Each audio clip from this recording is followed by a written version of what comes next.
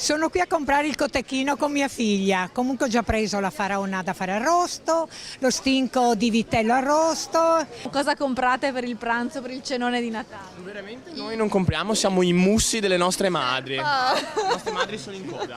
Esatto. Quindi noi sostanzialmente non compriamo niente. Infatti Accompagniamo il portaborse, esatto. in coda sotto il salone per scegliere i pezzi forti del menù, a zonzo tra le bancarelle per abbinare frutta e verdura, genitori e figlie, le prese con pranzi e cene per la maratona delle feste. L'atmosfera in Piazza delle Erbe è quella tipica delle ore che precedono il Natale. Il pesce soprattutto. Abbiamo prima il lesso, cappone, cotechino. E poi arrosto, verdure, dolci, gli acquisti culinari si alternano alla corsa ai regali, ultime ore per scegliere i pensieri e fare i pacchetti. Abbiamo ancora qualcosetta da fare nel pomeriggio. Cosa ha comprato oggi?